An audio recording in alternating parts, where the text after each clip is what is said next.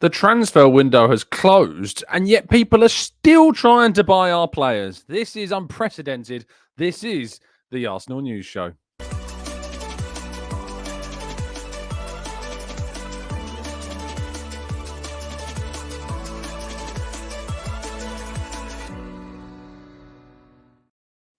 Hello and welcome to the Gooner Talk, back again with you guys and girls for another episode of what is the Arsenal News Show, joining you every single morning at 8 a.m. UK time. Thank you, as always, for joining me and making this a part of your morning routines. It is incredibly appreciated.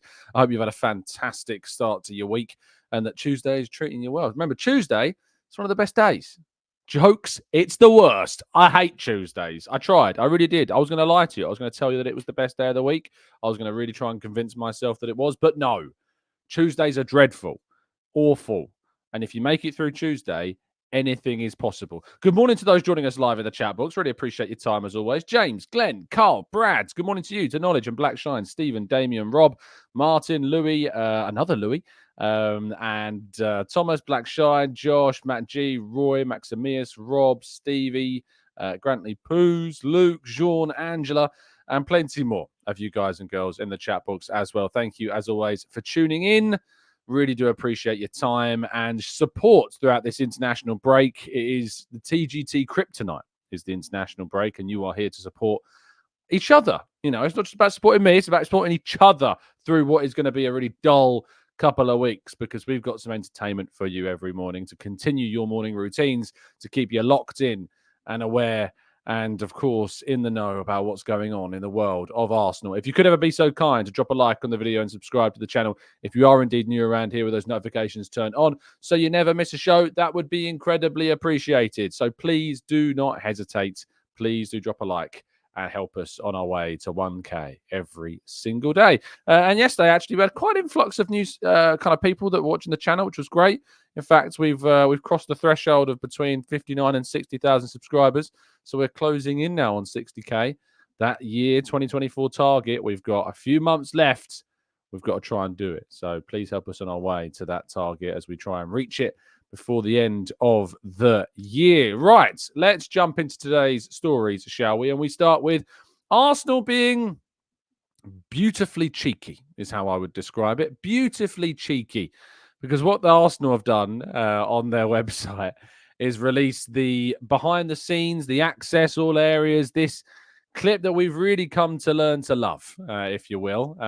Is really brilliant kind of extra look, extra angles of all of the weekend's events. They only release it for some games, not all for all games, but they've released it for the Arsenal against Brighton game.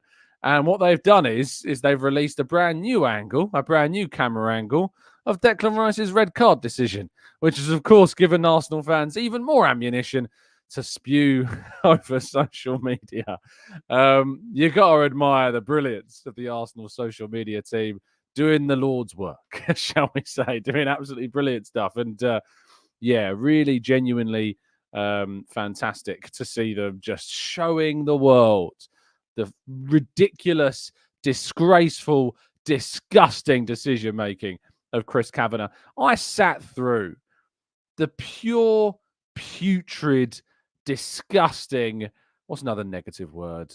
Monotonous, boring, horrible, I'll use that one. Gallagher, the man that thinks that his word is rule on Sky Sports on Monday, talking and trying to explain that common sense and refereeing doesn't go hand in hand. That's what he said. That refereeing and and you can say that again, mate. You can say that again, Dermot. Common sense does not go hand in hand with refereeing. You are absolutely right. And it was a horrendous attempt to explain why on earth Chris Kavanagh gave Declan Rice a red card and stole 3 points from Arsenal in this game. And then I watched the brilliant, the educated, the charismatic, the consistency that is shown by Micah Richards on That's Just Football podcast with, of course, Alan Shearer and Gary Lineker. Because Micah Richards excellently broke down why this is not and why this should never be in a million years a red card. And it was absolutely excellent to listen to Micah talk about it and to hear him and Gary agree with him as well. And just, it is one of the worst, if not the worst, refereeing decisions. This is worse than Van Persie at Barcelona. I'm going to go as far and say that. It is worse than that. Mainly because I'm older now and I can appreciate the anger more than I appreciate it back then. So it's completely biased towards myself. This is ridiculous. And I will not stand, right? I will not stand for the miserable guts that across our timelines go, stop blaming the referee. We had the chances. We should have won. Because I don't care. I don't care. This was stolen from us. This was 3 points we should have got, would have got, if it was 11 against 11. It was taken from us. We did the right thing by creating the chances afterwards. Yes, we should have scored them. Whatever. Don't care. I'm pathetic. I'm going to use this, and I'm going to talk about this until the final day of the bloody season, and you can't stop me. So, yeah, that's where I feel. Hope that came across in as mature a way as possible. Thank you. Moving forwards, and Arsenal have 12 players among those picked for their countries to play across the international break. We've got Partey on the Thursday taking on Angola with Ghana. We've got Raya taking on Serbia with Spain. Kivior taking on Scotland with Poland. On Friday is Ødegaard for Norway against Kazakhstan and Saliba against Calafiori, France against Italy. Saturday, we've got Gabriel with Brazil against Ecuador. Saka and Rice against the Republic of Ireland for England. Timber is back in action for the Netherlands against Bosnia.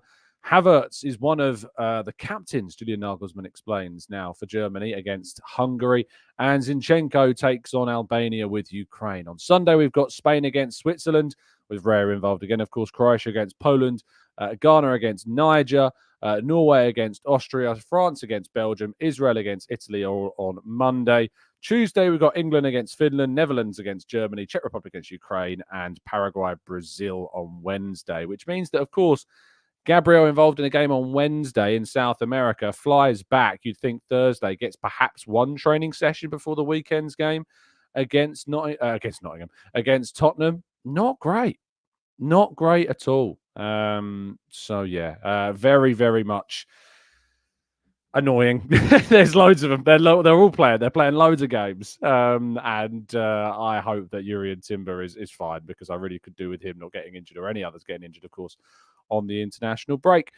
Willian, former Arsenal player, has joined Olympiacos on a free transfer. Of course, windows remain open until a little bit after England's closed. The Saudi Arabian window, I believe, has now closed. I will do a double check on transfer window deadline days in 2024, summer transfer window. So Hungary closes today. These are all relevant, of course. Moldova closes tomorrow. Costa Rica on the 5th. Croatia on the 5th. Austria on the 5th. Belgium on the 6th. Slovakia and Ukraine also on the 6th. Any other bigger nation leagues? Qatar on the 9th of September. They've obviously brought in some big players in the last couple of years.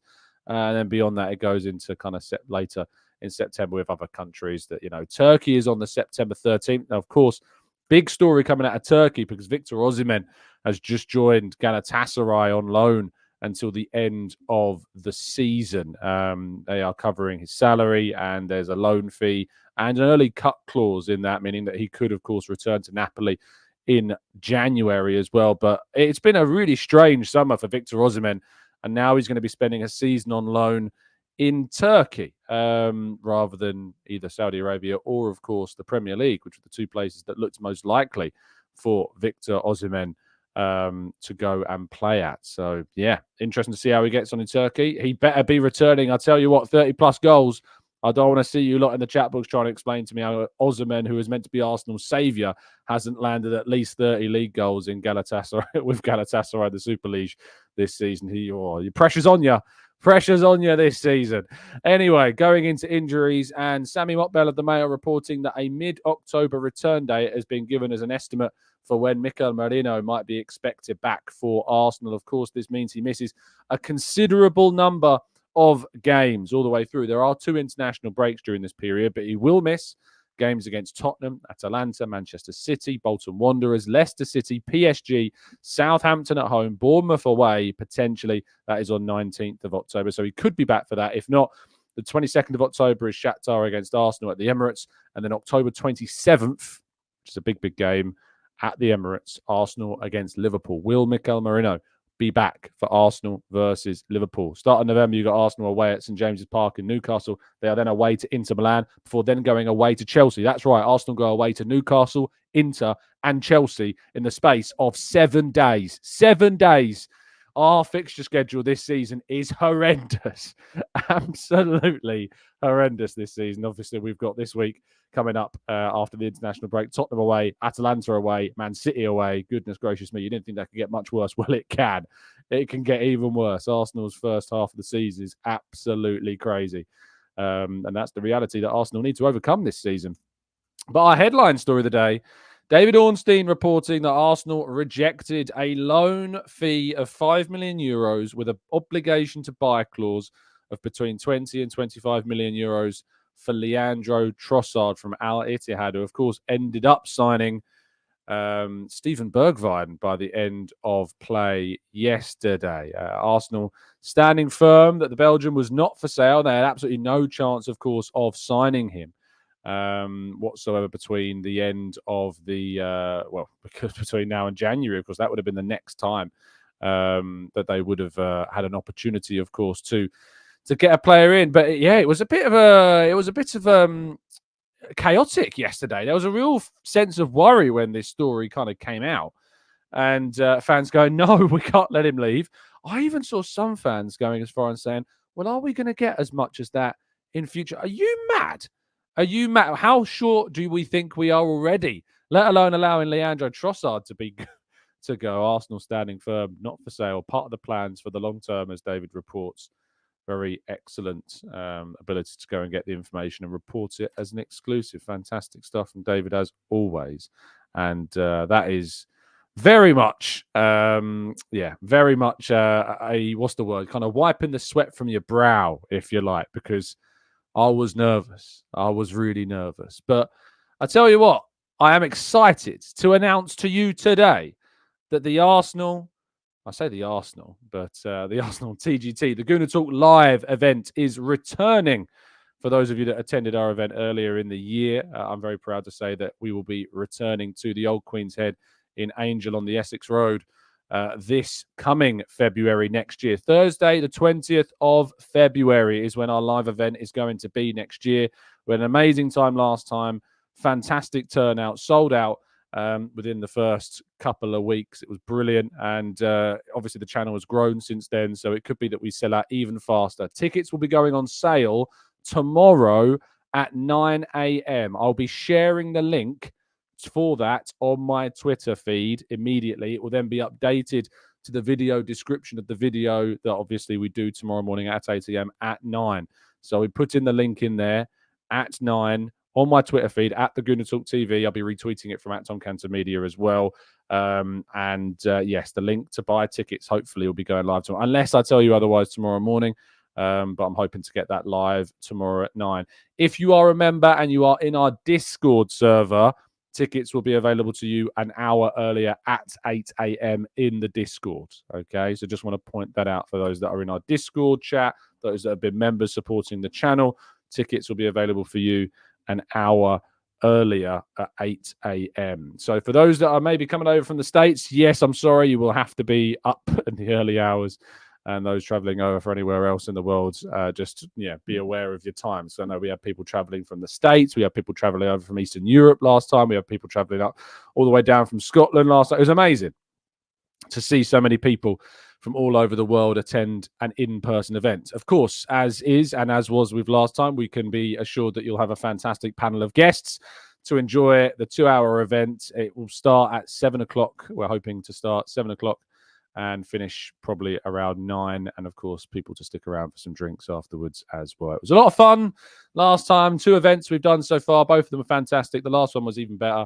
And this one's going to be hopefully taking things to a new level once again. So yes, tickets on sale tomorrow, 9 a.m. for the general public and 8 a.m. in the Discord server for our members as well. So looking forward to giving you all the information on that as soon as I can. Of course, but you can get an even better deal than that.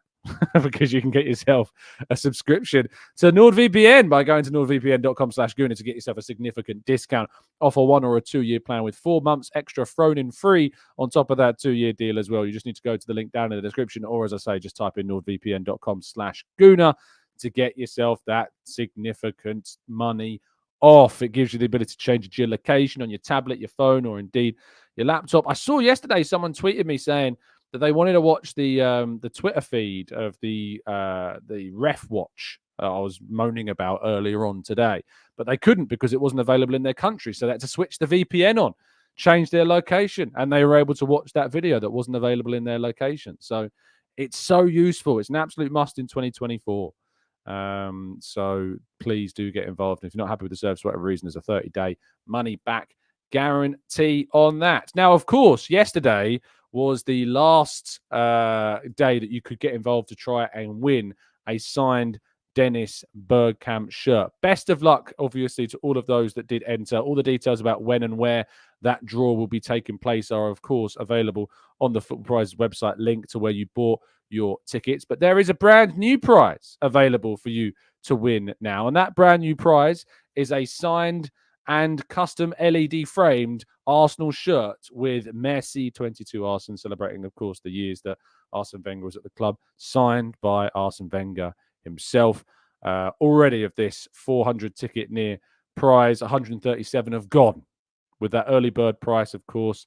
I believe is now, it might still be up if you click onto the website, the link down in the description. If you go onto the competitions page and find the prize, you'll be able to go over there. And there's some instant win prizes, including one of those golden keys for the £500 August giveaway.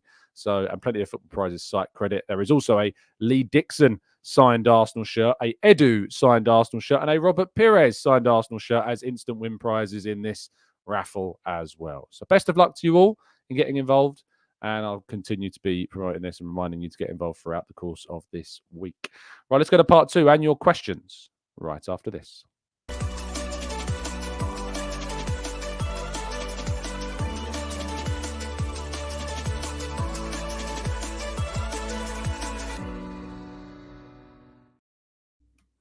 Okay, let's jump to part 2 and your questions, of course, in the chat box. If you would like to throw them in, use that capital Q. It does help them to stand out in the chat. So please do use that capital Q, and I'll be getting to as many of them as I can the next 20 or so minutes. Freddie says, I saw you on TalkSport yesterday when they started talking about you can't win the league without a 20-plus goal a season striker. You should have said that Salah and Mane didn't score 20-plus goals when they won the league. Of course, they're not even strikers. And actually, I think that that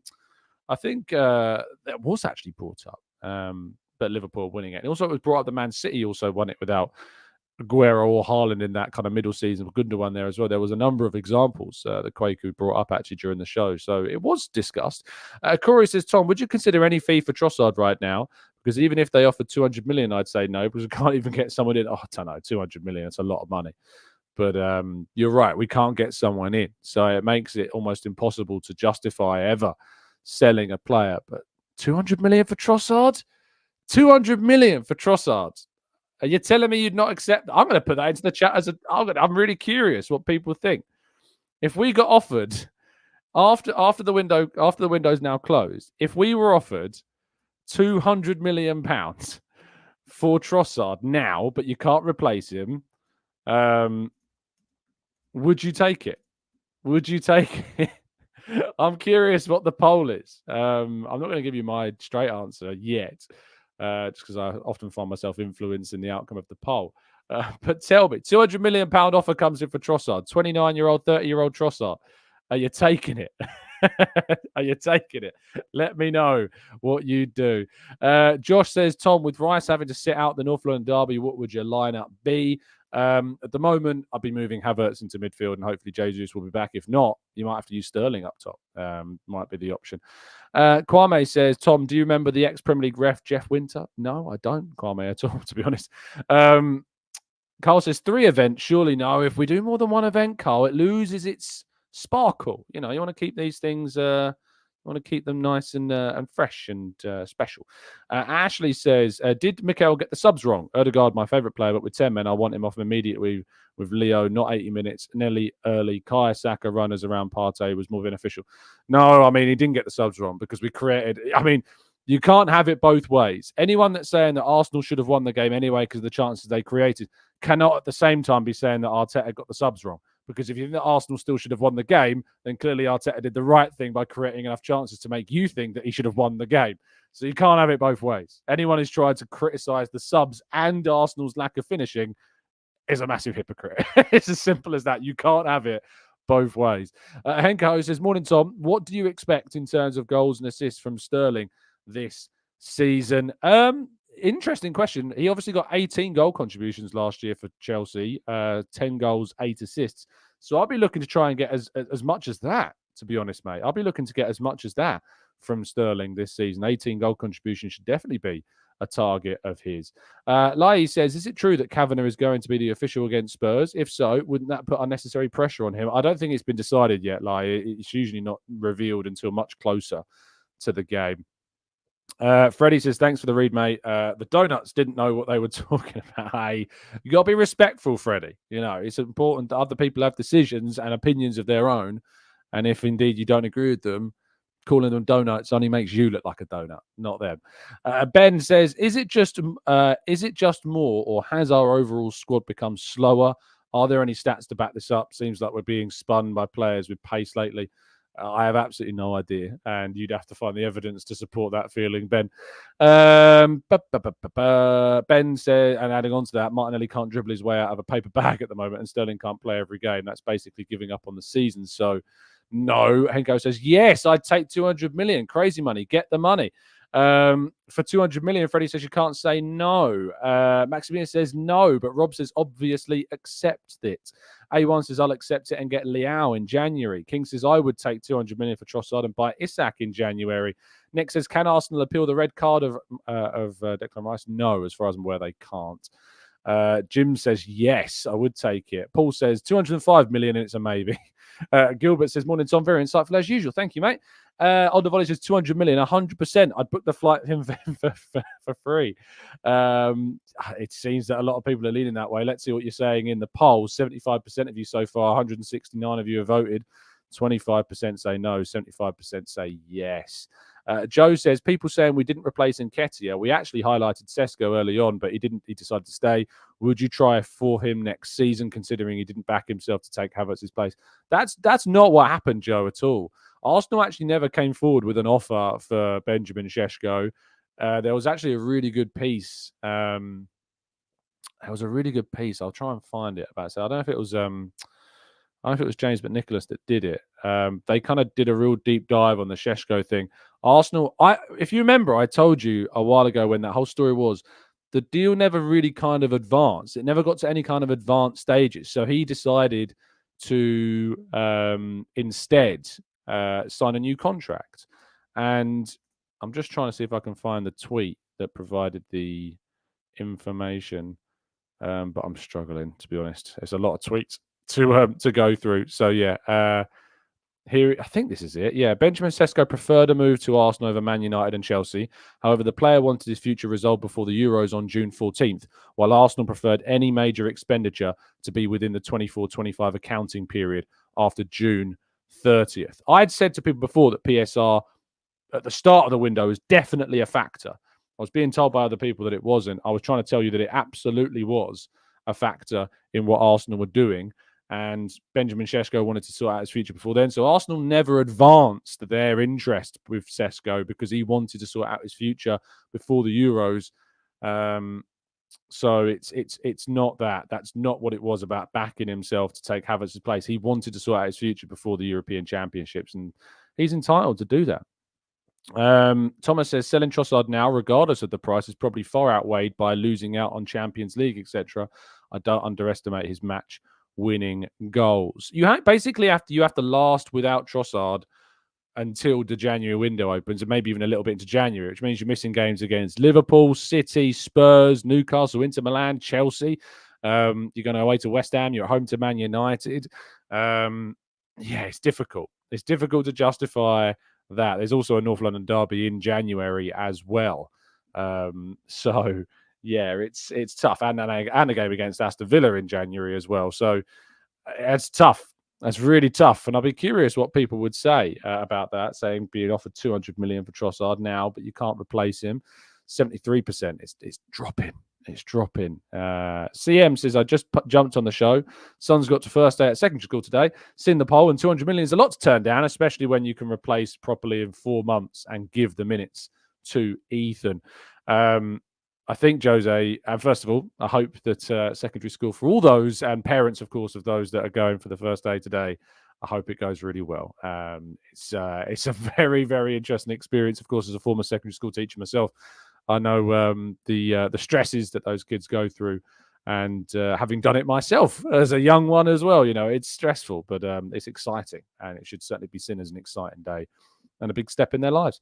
Elliot says, knowing Galatasaray's grand opportunity, Osimhen, would you have taken him on a loan, paying his full wages? Yeah, I would have done. I would have taken him on loan, paying his full wages, because his wage at Napoli is not the money that was being touted for Chelsea and for Saudi. It's not. I think it's around £200,000 per week. His wages, I think it's around that figure. So based upon that, yeah, I would have taken him on loan. I wouldn't have had the obligatory purchase clause, but I would have had him on loan. I think it'd be mad not to take Osimhen on a season-long loan, no matter what my doubts about him are. To be able to bring him into the squad for a season on loan, yeah, for sure. Same with Sterling. Like, it was a no-brainer to bring Sterling in on loan for this season. Rob says, James from us on the Arsblog Arscast seemed to indicate that Trossard was not against the Saudi deal, but could we see a situation where he forces one? Let's be honest, right? The money that would have been on offer to Trossard would have been staggering. Like, it would have been a massive jump on what his wages are at Arsenal. So, of course, a player at that age, 29, 30 years of age, of course they're going to have an open mind to that type of move. I get really sick and tired when people go, a 29-year-old who's been playing, for Brighton and previously Genk and has only moved to a club like Arsenal the last couple of years. If those players are being offered £500 or £1,000 a week to play, of course they're going to be tempted by it. It's really not. But if it was like a lot less than that, then maybe there's a few more questions. But Ben says, Trossard is our Liverpool killer. We'll definitely need that this season, the way that they've started. Freddie says, if we drop points against Spurs and then lose at Man City, it's going to be really hard to come back from. Of course, it's going to be hard to come back from. That's the reality of the title race. Twinny says, Partey has always been more reactive of a ball winner than proactive like Jorginho. Now that he's lost his legs a bit, he's leaving massive holes in the midfield, making Rice's job extremely difficult. Chul says, I'd really like my beloved Arsenal to prefigure the kind of world that we'd live in. What? I've absolutely no idea what you're talking about. Freddie says, no, we don't. I'll come back on after the sitting game and you can message me again. This isn't going to happen. I really hope that that we can beat both of Man City and Tottenham. But it's going to be tough. It's going to be real tough. Rufus says, if selling Trossard meant getting Gyökeres, would you do it? Because I don't think it's as easy as it sounds. The whole proven versus unproven. Of course, Rufus, it's not as easy as it sounds. And I've been talking about this. I think it's one of the big reasons why Arsenal ultimately didn't go out and sign Victor Gyökeres, because of the unproven nature of it. Because I think a second season of those same numbers would be more convincing. But by that time, his age profile is a bit of a problem. So it was a gamble that they didn't want to pay. And that's key. And King says, don't forget also, if you go to Saudi, you're not paying taxes. So you take home that full wage rather than just the what we understand it to be here in England, of course, where the taxes are extremely high. David says, we will always rise to the occasion against Spurs. Kai will have a great game. We can pin this. Corey says, Tom, can we please talk about Raya for a minute or so? He's always been a beast aerially with the ball at his feet, but his shot stopping has gone up another level.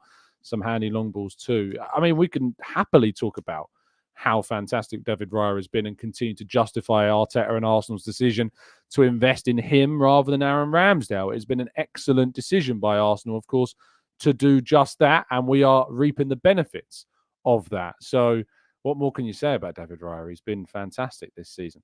Advance says we can beat Tottenham and Man City. We did it last season. It's not guaranteed, but we are a strong team, and it's a hard night's work for any team to play against us. On the volley says, how about Kane winning his first trophy with a reprinting of the Gunners symbol? Of course, he won the top scorer in Germany from last season, which, of course, is a cannon. The trophy is a cannon. How brilliant is that? Johnny says, people are getting number precious again, thinking it's Sterling getting the 10. What are your thoughts? Really? Who's being precious? What losers are losing their minds about Raheem Sterling getting a number 10? He's on loan for a season. He's on loan for a season. Like, I often find it's the people that say, like, that they're sick and tired of what their words are offending other people. And then they get offended by, like, a toy dog. Don't you find it so ironically hilarious? Like, they're losing their minds over Sterling getting a number 10 shirt, maybe, and Arsenal selling a fluffy toy. Pratica says, Raya's save against Villa was required because Timber and Saliba's ball watching while Watkins and Bailey attacked the ball. Joao Pedro scored while Partey let him attack the ball. Are we still asleep? There's definitely been like this. There's definitely been moments where we have not been switched on enough. And maybe that's a hangover from pre-season or from the Euros or what, I don't know. Of course, the summer tournaments as well, I don't know. But there is an element of them switching off at really bad moments, and it's definitely cost us. It's definitely cost us a goal and points to a degree against Brighton. But we need to be a lot more switched on in these moments. That's for sure. 20 says, I watched a compilation of every shot Gyökeres had last season. Some of the chances he missed were shocking, and his technical ability wasn't great. The we need a striker fans would lose their minds with him. Avraham says, I think that we have the best starting 11 in the league, but we don't have the squad depth to compete with City over 38 games this season, especially with the Champions League, League Cup and FA Cup. RRDM says, how much have the owners of Arsenal invested in the last 3 seasons? I hear it's zero, as the club finances are sustainable. I'll tell you how much they've spent, because it's a simple case of adding up how much we've spent on players, because they own the club. Any money Arsenal spend is their money. They bought the club out. That's the thing that people seem to never understand about how this works.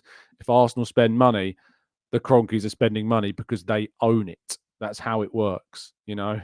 I find it really strange when people say that, oh, the Cronkies aren't investing any money. Arsenal have bought the players. They own the club 100%. It's theirs. Any money that they spend is the owners investing money into the club. They've bought it already. So, of course, they've invested the money. Andy says, Tom, the Brighton game should have been 2 or 3-0 at half-time. We still don't learn in terms of our finishing. We can't score from 4 or 6 yards out. There's no killer striker required. I mean, the question has always been who? Like, who is going to be that guy? Who's the guy that comes in and is that? Because I don't think they were on the market in the summer. I don't think the striker that Arsenal needed and still need to a degree was there for us in the summer, and that's why we didn't go and sign one. Because we didn't see that they were there for us. They might be next summer, and that's why we've decided to hold fire on a striker and instead bring in a wide player in Raheem Sterling for a season. And Maximus says, Tom, are we saying that we are willing to risk our season for £200 million? Things even out with transfer fees. Sell Erdegaard instead. Goodness me, Maximus, don't you dare speak such blasphemy. Kevin says, how are we supposed to perform with our 4 games in literally 7 days with this squad depth? Obviously, the squad depth is better than what people are saying. Like, it's not a horrendous situation. Obviously, we have injuries, which has really screwed us completely out of our control. The Merino injury is horrendous, absolutely horrendous. And then Declan Rice's suspension, which shouldn't exist, has obviously made it worse to a degree as well. But Rice will be back for the Atalanta game and for the Manchester City game as well. Jesus hopefully will be back after this international break. The players, of course, on international duty, hopefully they are then fresher and sharper as well, having played a couple more games for their nations as well. And hopefully we're in a better place come that game against Tottenham. The best time to play Spurs is right now. They've just lost to Newcastle. They're coming back off an international break where the majority of their players are going to be playing. You know, the majority of those Tottenham players are actually going to be involved in their games. So I have absolutely and they've just lost Van de Ven as well. I don't know how serious Van de Ven's injury is. One of their better defenders was fantastic. You know, we beat them last season, but he came off injured, I think it was. I'm just not sure if there's any update yet. in that situation. Let me see if I can find anything. Mickey was close to closing training this week, but he's not quite 100%. Maybe he'll be back after the international break then. He might be back. So yeah, I'm knowing how it works with North London derbies. They're often back when they get injured. That's how Spurs players work. They rise like phoenixes for these games. Knowledge says the Cronkies own the club, but the club generates a lot of money. Surely the club alone has generated enough money to buy some of the players bought in recent years. Absolutely. But this idea that that's not the Cronkies' money is mad to me. The club generates money. The same way that if you invest in a business, if you buy a business and that business is generating money, the money that business makes is yours. You own it. You've bought it. So any of them money that you then spend through whatever the club's made or whatever money you've invested in the club is you spending money. That's how it works. It doesn't work anyway. Any money Arsenal spends is the Cronkies' money because they own it. It's as simple as that. It's a really simple thing. Nick says, I own my limited company, but that doesn't mean that company's money is mine. The company is a separate entity and I'm effectively employed by the company I own. Nick, that's really strange. That's really strange, Nick. You own the company. You own it. It must be different in that case. It must be different because if you own the company, the money is yours. You own it. If you're 100% owned by it, or you are 100% owner of it, the Cronkies aren't employed by Arsenal. Unless that my understanding of this is so warped and crazy. They own it. They are the owners and have made themselves the co-chairmans of the club. It's going to be different to that, Nick. It's not the same, So any money that the club spends is the Cronkies' money being spent because they've bought it. They bought the company. It's as simple as that. Avraham says, do you think the board have backed Arteta this season to win the league? A 20 million net spend. Surely Arteta would want more. His reputation is on the line. Again, this idea that they were being tight on the purse strings or they chose not to invest because they didn't want to spend, again, is incorrect. That's not the case. Arsenal and Arteta and Edu will only sign players that they are entirely and utterly convinced by. And if they were convinced that a player was on the market, then they would have gone and signed them. If they were utterly entirely convinced that a Declan Rice type player was there for them and they could get them, they would have done it. But they didn't see that player there. They didn't understand. They didn't see them being there, and so they therefore didn't move for those players. Raditya says, by all technicality, when you own a company, the money flowing inside the company is the owner's money. But yes, you can't willy-nilly spend the coffers on a Bugatti for personal reasons. Exactly. This is maybe where there's the two sides of it. You can't just spend the money that obviously that you have on there. There was always dividends, I suppose, is something that comes into it. But any money Arsenal spend is the owners investing as well because they've invested when they bought the club out in 2017, 18 or whenever it was. Freddie says, imagine the absolute scenes if we actually do win the league without signing a striker. I would never live it down. It would be amazing. Of course. And I think there's obviously, it's not just strikers, it's Arteta. It's a lot of it's a lot of people that would be very much mudded by Arsenal win the league. And I'd be curious to see the fallout from it. And I really hope that we get to see it. Kevin says, how can you be so sure?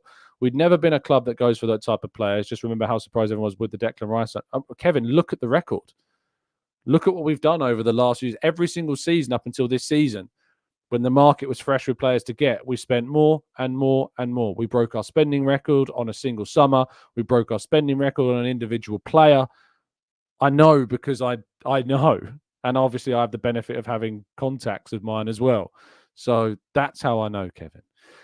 Cyrus says, in the North London derby, if we start Zinchenko in midfield, then sub Jorginho later on, we will win. Cyrus, absolutely sure about that.